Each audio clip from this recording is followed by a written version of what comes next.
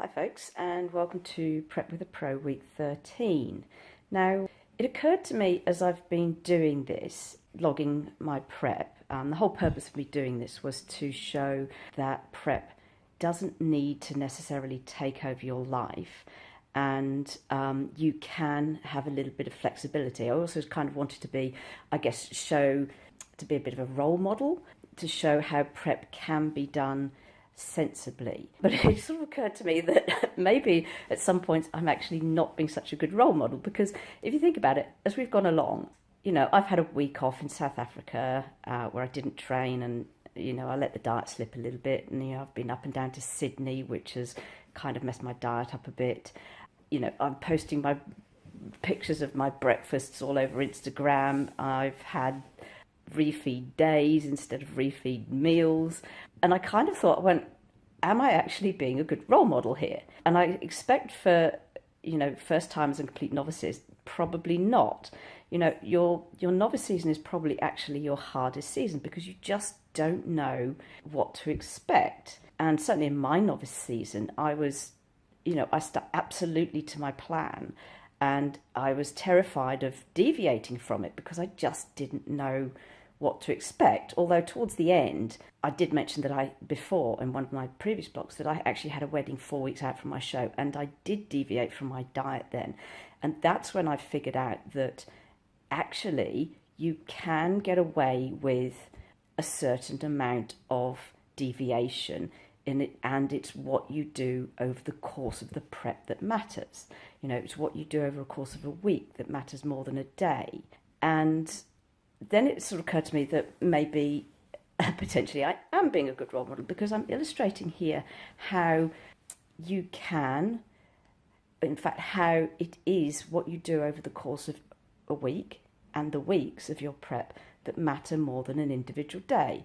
I mean, I've had a whole week away in South Africa with no gym and, all those amazing buffet foods. And yes, on 2 or 3 days, I did let things slide a bit. I trained as much as I could, given no gym. And, I stuck as much as possible to what I know works for me.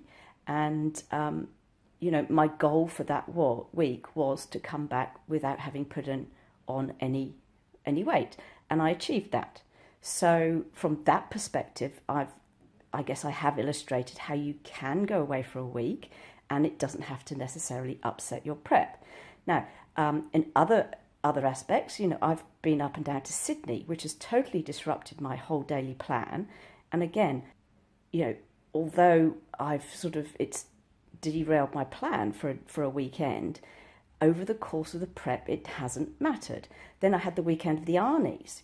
I worked backstage 2 full days, and I underate for 2 days, and then made up for it sort of by having 2 breakfasts on the day off. And again, it didn't derail my prep, because it was what I did over the course of the week that mattered. And, I deliberately had a refeed day just because I was feeling so empty and strung out. I turned my refeed when I had the people at work leaving and I knew I was going to go to Meat and Wine. I turned that whole day into a refeed day. And although I ate an enormous amount of calories, I knew exactly how to offset it the following day with the anabolic fast. And again, over the course of the week, it didn't matter. I still came in. So I guess what I'm trying to show here is that you can have some flexibility on comp prep, as long as you're relatively consistent over the course of your whole prep. And I'm probably about 90% compliant, and I'm coming in beautifully. Now, I've only got 6 weeks to go, and I've kind of got to a very weird point in the prep. I'm coming in beautifully. My upper body is absolutely on par and ready to go. I've still got to come in a bit in my legs. So you kind of go through these phases. Initially up to probably about week 8 or 9, I really wasn't confident that I was going to get there because the weight just wasn't coming off. Then all of a sudden, it just clicked into gear and it's just fallen off. And all of a sudden, I was totally confident that I was going to get there. Now that I'm practically there, the doubts are creeping in again. I'm going through another phase of, will I be ready in time? And that's just illogical because you can see from my photographs how I've been progressing, and I've really only got, I really can't have more than about another 1.5 kilos, possibly 2 kilos to go, and I've got 6 weeks to do it. So I should be able to do this quite easily. But here again, this is where the doubts are creeping in. I probably been a little bit, certainly over Easter, I have this last week, I have been a little bit lax. We've had Easter eggs at work and stuff, so I have 2 or 3 of the little tiny baby ones. So my consistency, although on a daily basis it's probably about 90% there, I'm not being 100% compliant, I guess, if you see what I mean with my own diet. So I can, in the next 6 weeks, I can certainly lift my game again. I've still got room to move. We have actually backed off my training, so I've got room to move to increase my training. I can certainly lift my compliance with my diet and be absolutely, I could be absolutely rigid. So I will certainly lift it up to about 95% good, if you see what I mean. I don't like using the terms good or bad, but I'm certainly going to be really, really compliant over the next 6 weeks because I've kind of got to the point. It's like I'm so close that I just want to be there, and I want to be there yesterday, because then I can relax and I know I've done it. Although I will do it, I just want to be there already. So the next 6 weeks, I'm actually going to really lift my game again.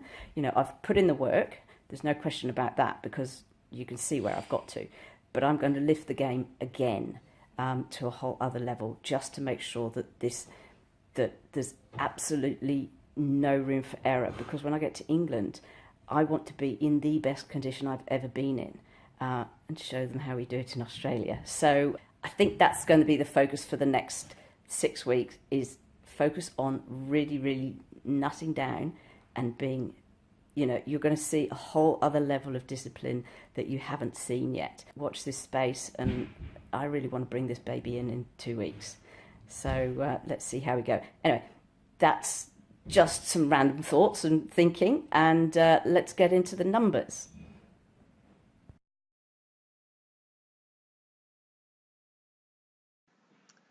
Okay, so after my sort of random burblings about being a role model and illustrating how you can build some flexibility into your comp diet. You don't have to disappear down a rabbit hole, and comp prep really shouldn't take over your whole life. Okay, so let's see where I'm at. So Tuesday, being just after the weekend, yes, I'm always a little bit higher on, Monday and Tuesday than I was sort of at my low point last week. By Wednesday, you can see I dropped 0.8, and Thursday I was exactly the same as Wednesday. Now, this is 2 weeks on the trot that I've hit a sort of mini plateau on Wednesday and Thursday.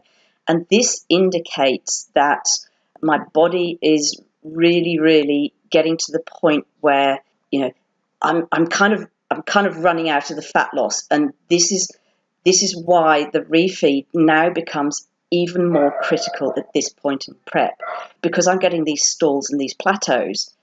If I carried on without my refeed, then my body would start to shut down and go into survival mode. So it becomes absolutely critical now that I do have the refeeds, just to make sure my metabolism stays on, my hormones stay balanced. That injection of calories with extra fats and carbs just becomes much more critical right now. So those of you who cut your refeeds out towards the end of your prep, you actually might want to have a look at that, because, particularly when you start getting these plateaus, sometimes a strategic refeed, if you're getting a plateau in weight loss, can absolutely keep it going.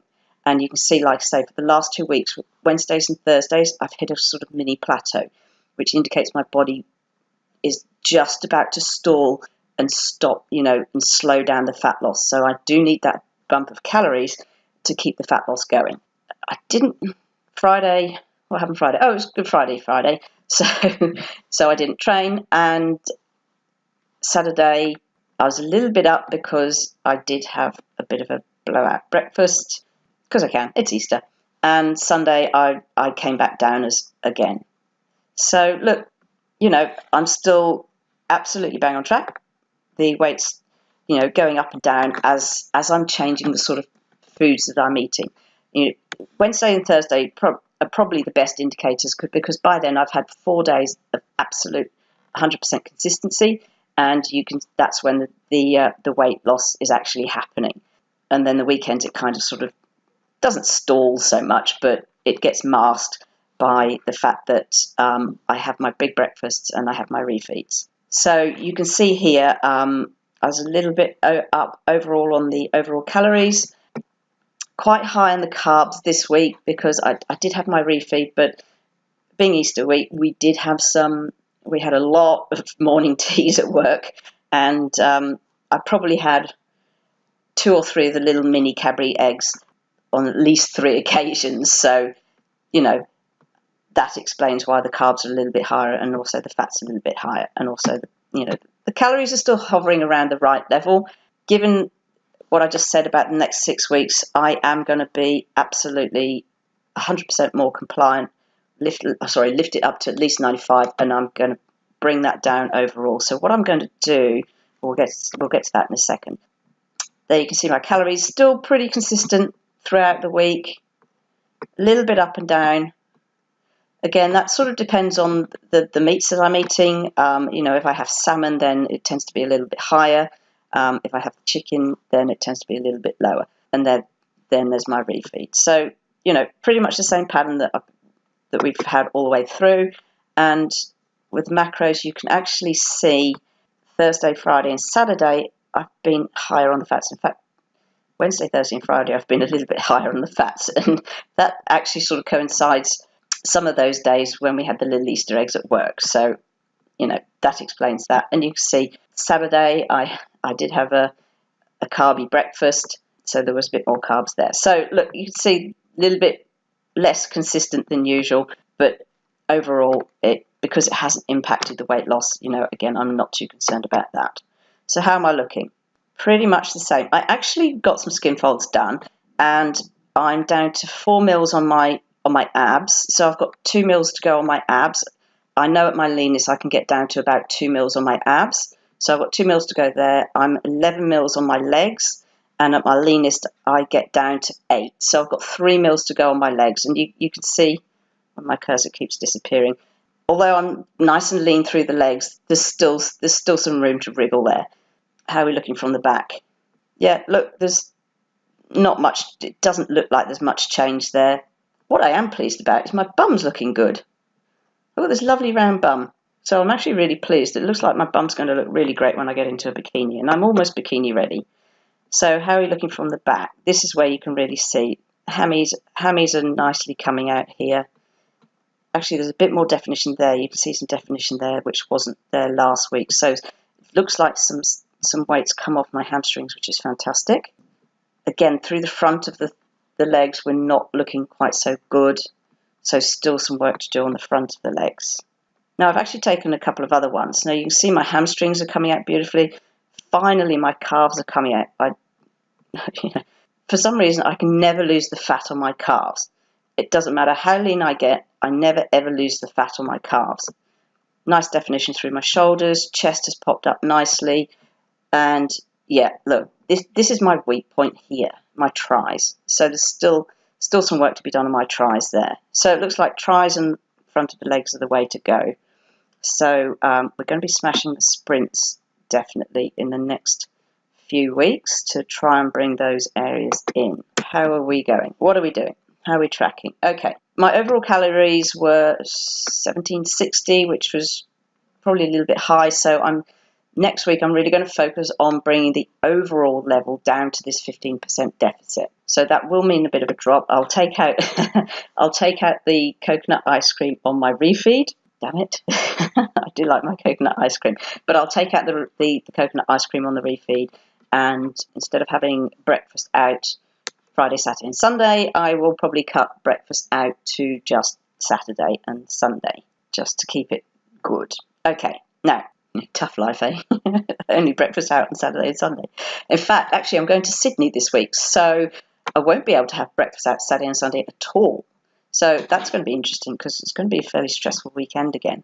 So we'll just see how that pans out. But anyway, overall, tracking ahead of schedule 2 weeks. So now the average, this is my average, remember. So given all of that up and down, my average weight is 55.7.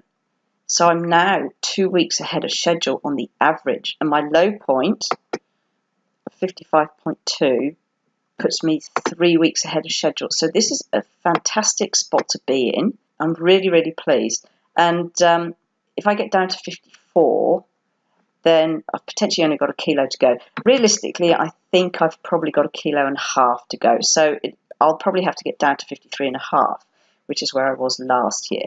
But, you know, I'm in a fantastic spot to be able to do that for the next couple of weeks.